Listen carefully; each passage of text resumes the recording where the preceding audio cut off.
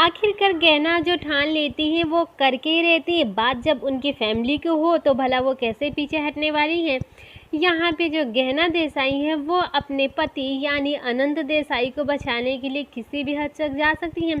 आखिरकार वो ट्रेनर तक पहुँच ही गई है जिसकी प्लानिंग के थ्रू वो असली मुजरिम तक पहुँच सकती है। यहाँ पे जितने भी चश्मदीद गवाह होते हैं जो कि सभी पैसे के बल पे ही गवाही दे रहे होते हैं, वो साफ साफ पुलिस वालों के सामने सारा सच उगल देते हैं और यहाँ पे एक बार फिर से बा और बापूजी का दिल जीत लेती हैं कहना।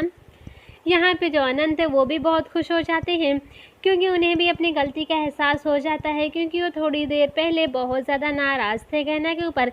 यहाँ पे जो अनंत होते हैं उन्हें रियलाइज़ हो चुका होता है कि उन्होंने जो कुछ भी किया है बिल्कुल गलत किया है। यहाँ पे वो इंस्पेक्टर से ये कहते हैं कि अब तो सच्चाई आपके सामने है, अब आप मेरे पति को छोड़ दीजिए। लेकिन वो ये कहते हैं कि आपने जिस तरीके से सच्चाई को सबके सामने प्रेजेंट किया है वो एक काबिले तारीफ़ है, लेकिन कुछ फॉर्मेलिटीज़ हैं जिसके बिना मैं इन्हें नहीं छोड़ सकता। उसके बाद यहाँ पे जो गहना होती है वो ये कहती है मैं अपने पति को कोर्ट तक तो पहुँचने ही नहीं दूँगी, आप यहाँ पे अपने फॉर्मेलिटीज़ पूरी करिए और वहाँ पे मैं जाकर अपने पति की बेगुनाही का सबूत इकट्ठा करती हूँ। यहाँ पे वो सीधे ही हॉस्पिटल पहुँच जाती हैं क्योंकि उन्हें पता है कि जो हेमा है उनके खाने पीने की चीज़ें हैं वो सारी उनकी कमज़ोरी है।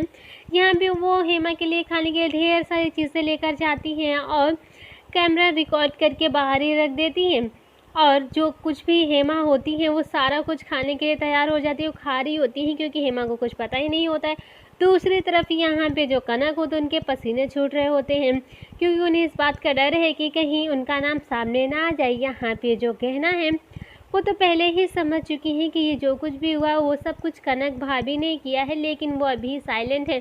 यहाँ पे जो हेमा होती जैसे उन्हें डॉक्टर इंजेक्शन लगाते हैं वैसे डर जाती हैं और उठकर बेड से खड़ी हो जाती हैं और ये कहती मुझे कुछ भी नहीं हुआ है। वो अपना मुंह खोल देती हैं। यहाँ पे जैसे ही घर पे क्लास लगती है चेतन उनसे ये कह देते हैं कि तुमने जो कुछ भी किया है ना वो कुछ भी माफ़ी के लायक नहीं है। तभी यहाँ पे हेमा ये कह देती अगर मुझे माफ़ी नहीं मिल सकती तो कनक बहन को भी माफ़ी नहीं मिलनी चाहिए। लेकिन कनक अपना शार्प माइंड लगाती है और वो ये कह देते हैं कि तो अपने साथ मुझे क्यों घसीट रही हो। यहाँ पे जो कनक होते सभी फैमिली वालों के सामने तो बच जाती है, लेकिन वो गहना की नज़रों से नहीं बच पाती।